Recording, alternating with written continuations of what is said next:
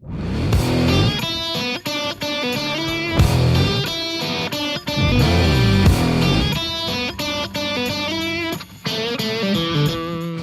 I'm Matt Shepard. Coming up on this edition of Shep, Shower, and Shave, a little dose of reality and what does another team in this area need to do next? That's coming up on this edition of Shep, Shower, and Shave. We're brought to you by Northwestern Tech. HVAC is all they teach. They've perfected their hands-on program for over 38 years. Call them if you wanted to get into the HVAC field. 248-358-4006. We're brought to you by Hungry Howie's, Michigan's based pizza company known as the original flavored crust pizza and the best fundraiser around. If you need to raise some funds for your sports team, your school group, whatever it may be, forget about the raffle tickets. Don't do a car wash. Go to doughraiser.com. We're also brought to you by Nate Noth Designs. Find his work on Instagram or on Facebook. And, of course, he is the designer of the Shep Shower and Shave logo. What a weekend, huh? I got to be honest with you. My weekend sucked. And it sucked because I call Eastern Michigan football, and they had a close shave, no pun intended, to Shep Shower and Shave, down in Toledo. Michigan played Michigan State. I'm not afraid to admit I'm rooting for the University of Michigan. I call their basketball games. I don't call their football games, but I was rooting for them. I knew it was going to be tight. I expected it to be a defensive slugfest. I thought it would be a low-scoring game, and I told anybody who would listen on this podcast, Michigan State's better than people give them credit for. Doesn't mean I wasn't surprised, but overall, it wasn't the game I thought it was going to be. And then, of course, the Lions against Panthers on Sunday. I thought Detroit had a really good chance at winning that game. Let's get to that game first. And the Lions' defense is the primary reason they're 3-2. I don't care what anybody says. You are more than surprised about their ability right now to defend the run. They were great against the run against Carolina. Carolina's a good football team. That's the first thing we have to admit. And I think too many times we lose sight of that. We're looking at finals around the NFL. That's fine. You want to look at what's going on in the league and who's good and who's not. That's a really good debate. Tell me the team that blows you away. Tell me the team right now that makes you go, holy cow, I cannot get over how good that team is. Probably Kansas City. Well, sure, they're the only unbeaten team out there. Maybe Denver, okay. But in the NFC, it's wide open, man. I mean, Green Bay's win at Dallas was really impressive, who, by the way, is now 2-3. But see, going into the season, you thought the Cowboys were the best team in the conference because you were buying into Zeke Elliott. You were buying into Dak Prescott. You're buying into that front line of the offense, right? You're buying into Dez Bryant, Jason Witten, and all that other stuff. Well, their defense has a little bit something to be desired. They are 2-3 right now on the season. But Green Bay, losing to Green Bay, that's justifiable. Now, not necessarily at home, but it's justifiable. You look at Carolina and probably Atlanta. Those are the three best teams in the NFC, right? Green Bay, Carolina, Atlanta. Detroit's played two of them, both of them at home. They've lost to both of them at home. So that stings a little bit. But they're not necessarily bad losses. Keep in mind what the expectations are that you have and realistically looking at the talent on the football field. And I told you before the season began, if this team started 4-4, you shouldn't feel all that upset. 3-3, you shouldn't feel all that upset.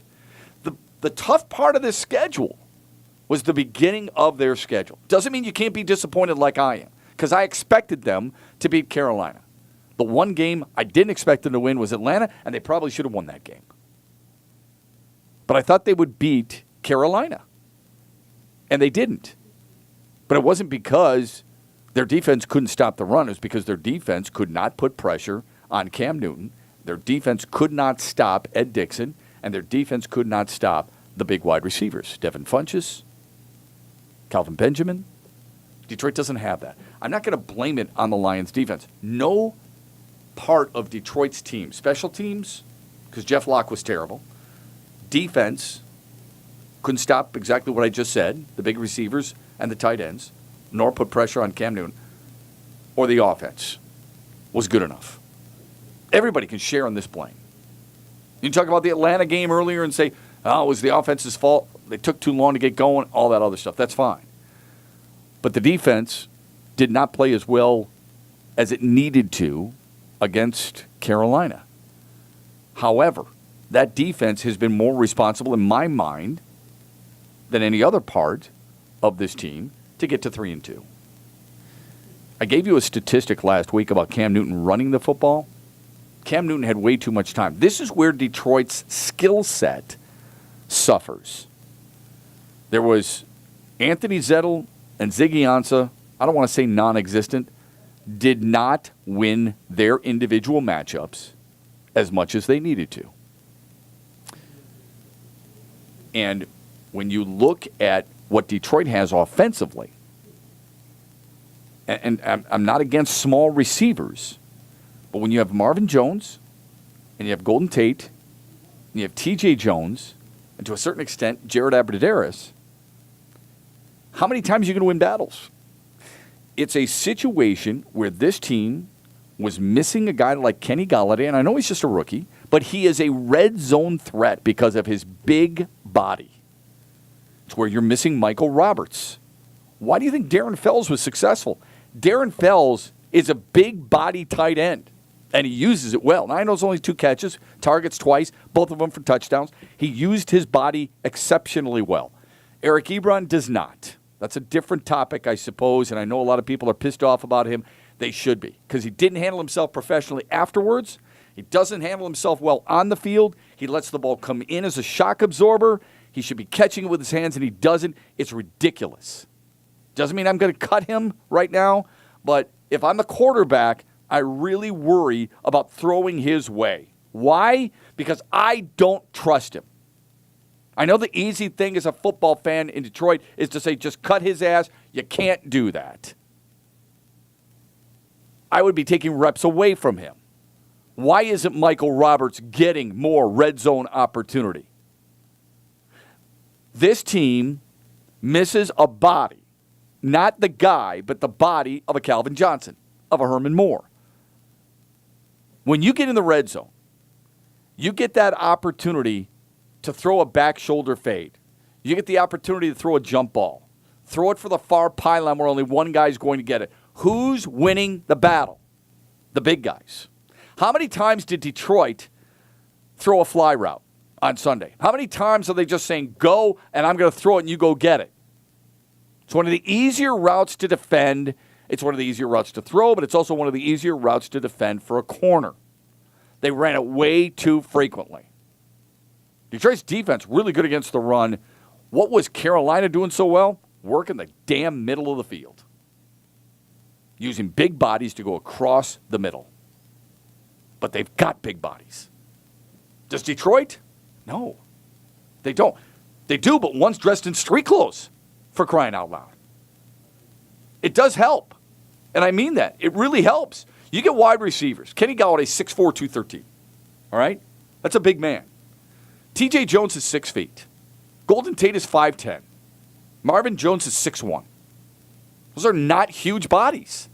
And when you look at Marvin Jones, he's under 200 pounds. How many physical battles is he winning? That's the reason they drafted Kenny Golladay. It's not the deep threat necessarily, because Marvin Jones can be a deep threat. He can run a fly route. He can run posts. Eric Ebron's supposed to run damn posts, skinny post. He doesn't do that. Why doesn't he do it? He does one thing. He runs routes. He didn't catch the ball that well. Sure as hell doesn't block all that well. He's having a problem catching the football and stuff like that. Guys are running with him. Detroit doesn't have anybody who's running with Ed Dixon, Devin Funchess, Kelvin Benjamin, asking an awful lot of Darius Slay and Nevin Lawson and Miles Killebrew and Tyre Whitehead. More and more teams are going to continue to target the middle of the field. They're going to continue to run curls. They're going to continue to run goes. They're going to continue to run the posts because Detroit's having problems covering the big bodies, and Detroit offensively doesn't have the same big bodies to throw back at the other team. It's not a horrible loss, just like the Atlanta loss is not horrible. My fear is this. This team has an opportunity. The opportunity not necessarily for itself per se, but from the conference, what the conference is offering you. There is no standout team right now in the NFC. Don't give me Philadelphia, please.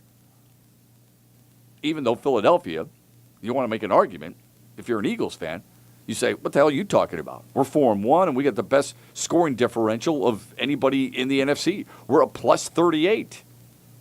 Well, they've beaten the Redskins, the Giants, the Chargers, and the Cardinals. Detroit beat the Cardinals. Detroit beat the Giants. Nothing special, right? The lone loss for Philadelphia is Kansas City. I guess my underlying point is this. This conference and this league, I believe, is wide open. Absolutely wide open. Kansas City probably a cut above, not just because they've won their first 5, and not because they're a plus 53 in the scoring differential, better than anybody else, not because that they're 3-0 on the road, which is really impressive, but I think there's a lot of people who fear, hey, you know what? You got to show me something, Alex Smith. Alex Smith's been dynamite. He's the early odds-on favorite to be the most valuable player in the National Football League. Did you watch him on Sunday Night Football in Houston? He was really damn good. But he's never done it for a long period of time. So there are people who wonder aloud a little bit about his ability to do that. I thought Detroit's interior defense, the guards in the center, and I've said this before in podcasts, Travis Swanson was really important to the success of this football team last year. It's not a coincidence that they struggled when he was hurt. But he was bad on Sunday. Doesn't mean he's a terrible player. Just means he had a bad game. TJ Lang had a bad game. Graham Glasgow had a bad game. The offensive line in general did not have a very good football game. Eric Ebron stunk. Matthew Stafford did not play well. It's as simple as that. He did not play a good enough football game. And I know there will be some people blaming Jim Bob Cooter for his play calling. I just had this discussion with somebody just before the podcast about creativity, about being imaginative in football. Here's what happens in football. And there's a bit of a problem in our business, in our media, where there's actually people out there going, you know what, I'm proud that I never played football. It's not rocket science. It's not something really deep. Bullshit. It is. There's a lot of stuff that goes on. I would encourage anybody who's never played the sport to study just a little bit and then try to coach. Coach on the sidelines. Trying to be 2 plays ahead. To say that it's not complex is ignorant. It's stupid. To say one guy's beating the shit out of the other guy is also ignorant because you don't know. Not every battle in football, just because you got 11 guys on one side and 11 guys on the other, doesn't mean that it's always a man-on-man situation. We can have opinions. We can believe something because we're not sitting here breaking down film and so on and so forth. But to say, well, Darius Slay got burned again, what if Darius Slay was expecting safety over-the-top help? What if he was releasing his guy to the inside and then noticed no one was picking him up and then he trailed him? There are things that happen in a football game that are not always recognizable by you and I or anybody outside of the people who are actually running the play, responsible for a certain assignment. So when I say these things, it is more with a broad brush than anything else about certain guys who didn't play well. You and I both know Eric Ebron drops a pass, that's on him. Sometimes I wonder when a quarterback throws an interception who it's on because he might be expecting a guy to curl inside and the receiver curled outside. It's a read of a certain individual who's covering that player. Sometimes I wonder about a linebacker covering a tight end because maybe it's a safety's responsibility. At some point when he drops back, he's going to let somebody either cross his face or go over the top, expecting some type of help. Now, generally, this is a general rule now, somebody crosses your face, you're grabbing him. Detroit didn't do a lot of those things very well. And the other thing they didn't do very well is something that I've been giving them credit for a long time, and that is tackle well. I don't think they tackled especially well on Sunday against Carolina. Can they bounce back? Be ready for New Orleans? Absolutely. Can the defense stop Drew Brees? It won't be easy. He's gone 11 consecutive years of 4,000 yards or more. He's going to throw the football. This would be a good time for Ziggy Ansah to step forward. And I think he's a good player. I'm not saying he's the next coming of Bruce Smith or Charles Haley or somebody like that. But he wants a big-time contract after this year. He's going to have to show me, if I'm in charge, he's going to have to show me a hell of a lot more than what he's shown so far. And if he's hurt, we don't know it, then I'll give him at least the benefit of the doubt, I suppose, after the fact. But until we hear that, he has not been a very good player for this team so far this season. That's why this team, if you look at its roster, if you look at its deficiencies, and every team has deficiencies, that's one of the areas where it's deficient, right? Okay. I like A'Shawn Robinson. I think Haloti Ngata's played well. I think Akeem Spence has played pretty damn well so far. What they're going to do moving forward, how they're going to be able to somehow create that pass rush, I don't know. I rely on Terrell Austin to be able to do something like that. But we do know this. Right now, they're not getting enough pressure on guys like Cam Newton. Now, it's easier said than done. This guy's 6'5", 245 pounds. He's an absolute freak. Because guys bounce off that son of a gun. But we talked about this on Lions Live on Fox Sports Detroit. Rob Rubik, Lomax Brown, and I. After every single game we do Lions Live, Rob said it on TV. He said, listen, I don't think I've ever seen a quarterback who stands in the pocket and just says, you know what, bring it. There are guys who are comfortable, calm. They can handle the pressure. Rodgers, Brady, Manning before, Montana to a certain extent, right? Cam Newton almost acts as if, I don't think you're going to hurt me, so I'll stand here for that extra second and take the hit. I'll take the shot because I don't think you're big and strong enough to hit me and hurt me. That's what he seems like. He had a hell of a game. He played better than Matthew Stafford. I would remind you of this, though. You've got to be very careful before we start slinging a bunch of arrows around and saying, you know what, this guy's so much better than this guy and so on and so forth. Because 3 weeks ago, when Cam Newton and the Carolina Panthers were getting punked by New Orleans, and he had thrown 3 interceptions, there were a lot of people going, what the hell's wrong with him? When his team barely beat Buffalo because they needed a field goal in the first, second, and fourth quarter to beat the Bills, there were people going, what's so great about this guy? Don't get too wrapped up. He's thrown for 300 yards or more in back-to-back games. Salute. Good job, man.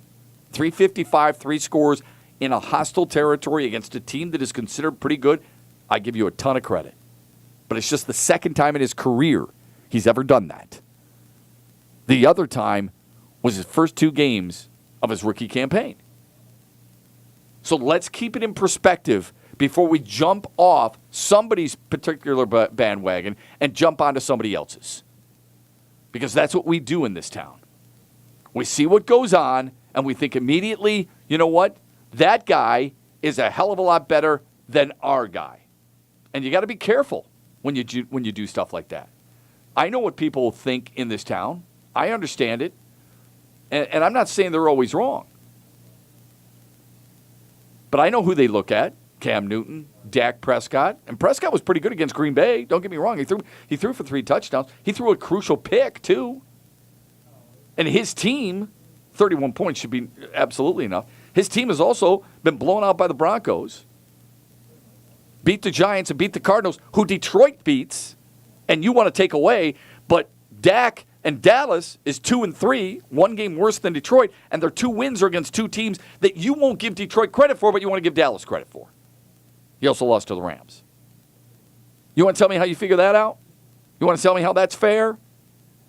You want to tell me where your mindset is with that? It goes back to the same stuff that I talk about on a regular basis. And this is what makes this sport, and sports in general, beautiful, but also frustrating. You watch your team, and your team only. You rarely watch anybody else. Because you think Detroit beating the Giants and the Cardinals is nothing special. And the way those 2 teams are playing right now, It's really difficult to argue with you. But if Dallas does it, and they hang close but don't win, you want to give them a ton of credit. And I think that's talking out of both sides of your mouth, and I think that stinks. Shep Shower and Shave is brought to you by Northwestern Tech. To learn more, go to northwesterntech.edu. Give them a call right now, 248-358-4006. At Northwestern Tech, HVAC is all they teach. They've perfected their hands-on program for the last 38 years, and they've got flexible scheduling. We're brought to you by Nate Noth Designs. His work is on Instagram and on Facebook. Check him out today. And we're brought to you by Hungry Howie's. They've got a great situation going on at Hungry Howie's. It's called doughrazor.com, and they've done it for you and really your children, your group, your kids' sports team. They're trying to find a way to fundraise, right? Get some money. In the past, people have always done what? Well, they've gone out and sold raffle tickets. They've done a car wash, something that takes up a lot of time. Dough Razor doesn't do that. Families eat pizza at least once a week. It's an easy sell. Do it today. Go to doughrazor.com. Hats off to the Michigan State Spartans. Michigan State stunned Michigan in Ann Arbor Saturday night. And before people start to immediately say, oh, how about the weather? That's such bullcrap. Both teams played under the same conditions. Now, I will tell you this. Going into the game, and I said this last week, the most impressive group on either side of the ball, to me, was the Michigan defense. I remain impressed with the Michigan defense. I still think they're one of the best defenses in the country, and I still think they were the best unit on the field Saturday night. Right behind them, and I mean neck and neck, is the Michigan State defense. And I give them a ton of credit. Folks, I told you before the season began, Michigan State played Bowling Green. It was in one of my Shep Shower and Shave podcasts. I said, Michigan State's better than people think. Oh, no, that's bullcrap, blah, blah, blah, blah, blah.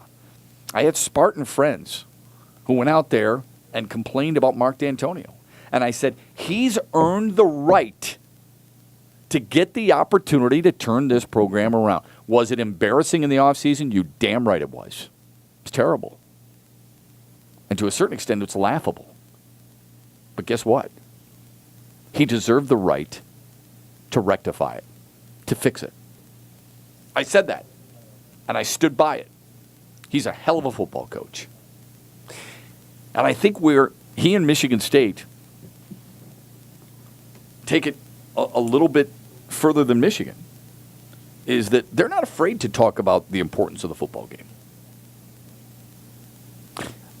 Maybe in public, what happens too often is we think teams put too much into one game and suddenly they lose focus for another, and that couldn't be further from the truth.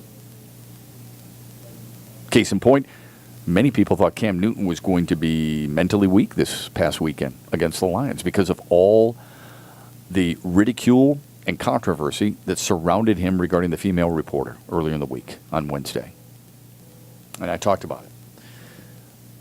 Well, it didn't, because he's pretty mentally strong. And his team is pretty mentally strong. Why do we think, if Michigan State feels like it's a huge deal against Michigan, that this is not the be-all, end-all, but it just means something more, that they will lose sight of their next matchup, Minnesota, or their previous matchup? I mean, why do we think that the game against Iowa was less than?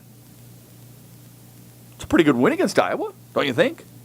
Do we think suddenly they're going to go to Minneapolis and they're going to lay down against P.J. Fake's Minnesota Golden Gophers because they're coming off an emotional win over Michigan, 14-10?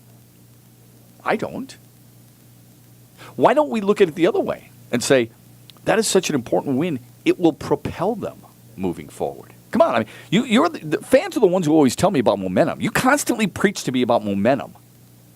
This is a team that's got momentum, right? They've won back-to-back games. They beat two physical teams, one in a very hostile environment. So why don't you buy into that mind and that line of thinking, that it will use that momentum to go to Minnesota? Now, here's what I heard going in, because I watched this game with some Spartan fans. I've talked to Spartan fans. Their big concern was the unimaginative offense. My argument to that has always been, and look, I know Dave Warner's probably never going to win a lot of MSU fans over. I do find it funny when Mark D'Antonio and his staff, and most of them are still there, are as successful as they are, and everybody wants to take something away from guys who've helped build the success. So it's all the players, right? But when they lose, and they don't run what you think, it's got to be on Dave Warner. How long have Michigan State fans wanted Dave Warner fired from his job? Seriously. How long have you as a Michigan State fan said, you know what? This guy sucks. You know what? I don't agree with what he does. I don't like the plays that he calls. I always find that funny. And I'm not saying coaches can't be blamed. They can be. Absolutely. I mean, Joe Girardi can easily be blamed for what took place the other day. I don't know how he can't get fired for or at least blamed for something like that. But I would remind you that Dave Warner is the co-offensive coordinator along with Jim Bowman. How much is each responsible for? I don't know. I really don't. But Dave Warner's been there for 11 years. Okay? Coached quarterbacks for 6 years, from 2007 to 2012. He's the co-offensive coordinator. And the Spartans are 40-14. They've won 2 Big Ten titles. And they've been part of the college football playoff in 2015. They've set numerous offensive records. They've put numerous guys in the NFL. But you want to rip on him and say he's not qualified, he's not good enough. Based on what? Just out of curiosity. When you're 40-14, that's pretty freaking good. When you've won at Ohio State, that's pretty freaking good. When you've won at Ann Arbor more than once, that's pretty damn good. Oh, he's unimaginative. Because why? He didn't run a flea flicker? He didn't run the Statue of Liberty, Johnny? He didn't run a reverse again? See, in football, the only time it's imaginative is when it works. When it doesn't work, what are you running draw for? Why you're running dive in that situation? Look, there's plenty of times I'm sure where it's 3rd and 9 and he runs the football and you're going, what the hell are you doing, dude? Well, maybe it's because they ran the ball 8 times, that same play. They perfected it. You're the same person who goes, hey, man, keep running until they can stop you, right? Calling football games is very, very subjective. It's hilarious. I think people can get stale, no question. I'm not saying he's never to be blamed, so please don't take it that deep. He can absolutely be blamed. I'm sure there's plenty of times you're just like, man, this guy's got to go. We're not scoring a bunch of points and so on and so forth. Now, 14 points isn't a whole lot. But isn't it interesting? Michigan gets 3rd and long, and they go 5 wide, empty set, in a heavy rain, in a big-time wind. Some would call it a monsoon. And people are bitching about Tim Drevno's play calling or Pep Hamilton's play calling. Is that imaginative? Throwing the football in a heavy wind? Running it, knowing you can't run against the opposing team's defense? How imaginative is that? You want to run a reverse in that type of situation? Come on. Now, I will tell you this. Part of what I believe is imaginative is sometimes throwing some tight end screens, throwing on 1st down, rolling the pocket once in a while. Sometimes teams do what they do because they do it really well. But back to the Michigan State-Michigan matchup. I said this last week, there's nothing wrong with admitting, if you're the University of Michigan, and certain guys did, this is a big game for us. This is a rival game for us. We really need to ratchet things up. What does acting all stoic, like they're all the same, mean to anybody? Everybody knows it's bigger, and if it's not, there's a bit of a problem for you.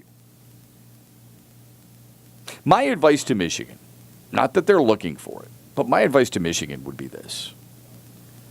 Forget about the Amazon TV shows. Don't worry about holding back a depth chart.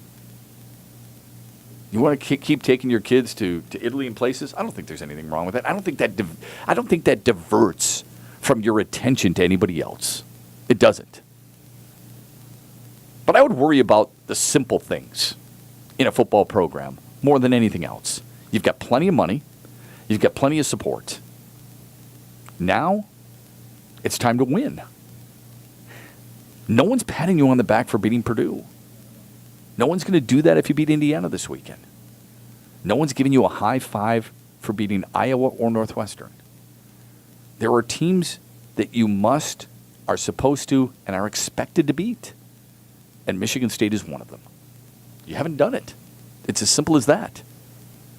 And there's nowhere you can hide from that. You can throw all your explanations, your excuses you want, but there's no hiding from that. The proof is in the pudding, man. Now, smarter men than I can tell you on whether or not you were quote-unquote out-coached. Another beautiful media term that we love to say. I think it just means more to MSU. And when they come into the game, they are so wound up, so prepared, and so, I think this is a fair term, afraid of losing to their team that they'd rather beat than anybody else, that they elevate their play. Guys, Patrick Reed does it in the Ryder's Cup. He's not a great regular season player. He gets the Ryder Cup. That's the biggest thing on his freaking calendar. He elevates his play. There are some guys, how does Kyle Schwarber play dog crap during the regular season and then the postseason? He elevates his game. It happens with some players. You see it in hockey. You see it all the time. Certain guys, numbers rise. Well, it's the same thing against certain teams.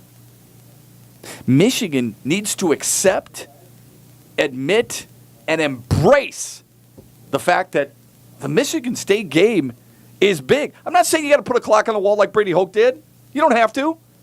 But it's okay to come out and say, hey, I'm going to tell you guys something right now. We got a couple of red letter games.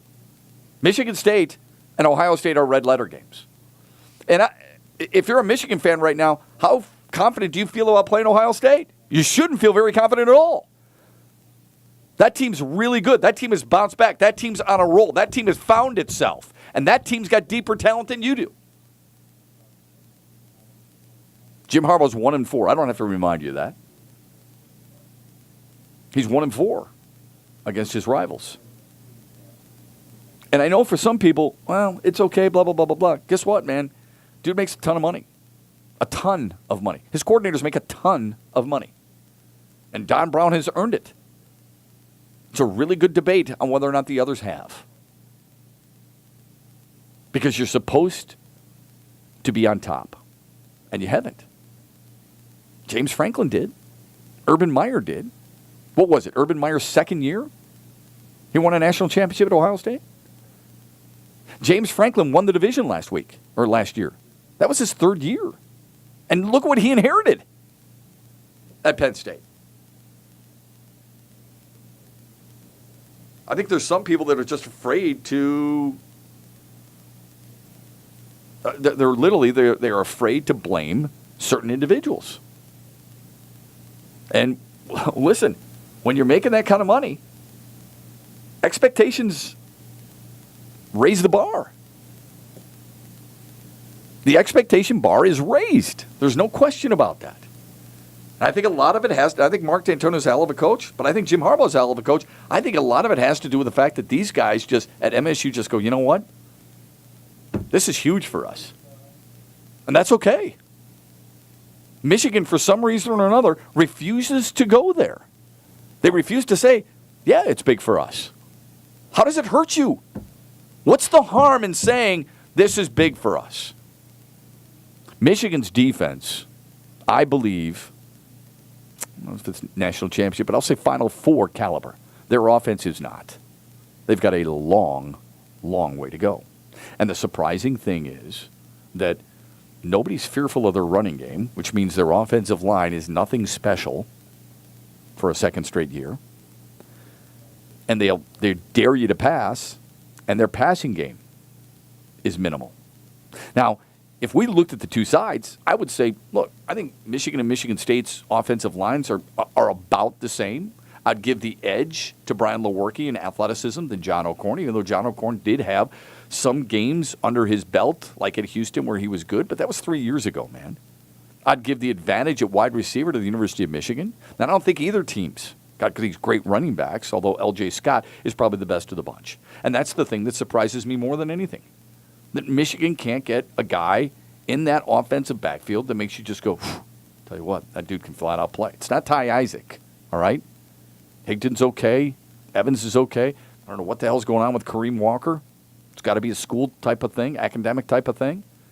Tariq Black, Donovan Peoples-Jones, Kakoa Crawford, those guys are really good. I think Michigan's tight ends are outstanding. Doesn't do you a whole lot of good if you don't have a guy who can get him the football. And before you jump on the Brandon Peters bandwagon, be careful there, okay? Because he may not even play that position. When all is said and done, it might be Dylan McCaffrey more than Brandon Peters. But that's the surprising thing. The surprising thing is, in 3 years, you haven't had a quarterback, per se, who can take you to that next level. Ohio State has one. Michigan State did have one. I'm not sure about Brian Lewerke right now. I'm not burying Michigan right now. Okay? They've got one loss. It was a loss to their rival. It really hurts your ego because you got to live with it for 365 days. You got an opportunity, though. You definitely have an opportunity to make up for it. Now, how long is that? That's a really good question. Because some people feel like it's right away. It ain't. It ain't right away. What happens from this day forward, or from Saturday forward, is all it is one big wait fest until you get to November 25th. There will be cynics who say, okay, so you win at Indiana. And the reason you win at Indiana is because Michigan's defense is really good. They'll stifle Indiana's offense. Indiana's defense is terrible. But then what about Penn State? You're looking for the signature win. Remember, you trucked Penn State a year ago. Don't tell me they won't be waiting for that. Rutgers is a nothing burger. Minnesota's a nothing burger. Maryland's improved, but not to your level. Wisconsin can be scary, but their offense is limited. And then it's Ohio State. Will you go to Columbus? Or actually, it's at home. I'm sorry. Will you welcome the guys from Columbus on November 25th on that Saturday afternoon at noon on Fox? Will you welcome them with only one loss? That will be the challenge for Jim Harbaugh and his staff right now. Regroup, refocus, beat Indiana. Your constant theme of every game's important will be tested from this point forward. Indiana, Penn State, Rutgers, Minnesota, all those that lie between MSU and Ohio State. No one's going to convince me.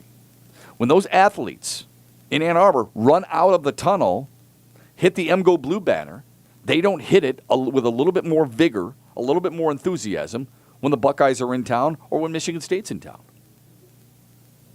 No one's going to convince me that. When you come out against Rutgers, it's not going to have the same feeling. And Rutgers is terrible, by the way. But Michigan fans aren't going to be blown away if you beat Indiana 41-13. I don't even think they're going to be all that fired up if you beat Penn State 27-20. They sure as hell won't be in awe of your team winning 64-0 over Rutgers or Minnesota. You've got to wait until late November, Thanksgiving weekend, to try and win those non-believers over again. There might be some who buy in if you win at State College on a Saturday night on October 21st. There might be. But in the meantime, you'll have to look over your shoulder and you'll have to wonder just a little bit.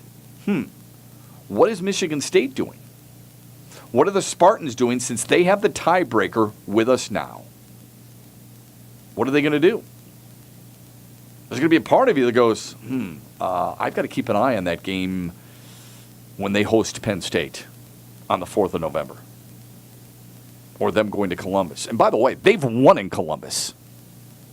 So it's not like they're going into Columbus biting their fingernails and saying, can we? I think I can. I think I can. It's not a little train climbing up the gosh darn hill. It's them going, you know what? Been there, done that, bring it on. We can do it again. That's their belief. That's what I love about them. And that's what whether you like them or not, what you should respect about them. I believe Michigan's defense is like that. But every time I watch Michigan's offense, I get the sense that they're going, can we really do this? Have you ever played golf? You want to have a positive thought before you hit the ball, right? Absolutely. Any negative thoughts creep in, more oftentimes you're going to miss that putt. You're going to chili dip the chip. You might shank the drive. That's how I feel about Michigan's offense. Their defense, I feel like they stand up, they stick their chest out, and they say, bring it on. Because we'll keep you out of the end zone every single possession. The offense, I get the sense they look at it and go, man, take a deep breath. I hope we can get this done. It'll be an interesting follow the rest of the way. Shep, Shower, and Shave brought to you by Hungry Howie's, the Michigan-based pizza company known as the original flavored crust pizza. Go to doughrazor.com and get something simple for your sports team or school group to sell. We're brought to you by Nate Knopf Designs. Find his work on Instagram or on Facebook. And we're brought to you by Northwestern Tech. HVAC is all they teach, and they've perfected their hands-on program for the last 38 years. Find them on their website, northwesterntech.edu, or call them today, 248-358-4006. Support our sponsors. And thanks for supporting and listening to Shep, Shower, and Shave. We'll talk to you later in the week.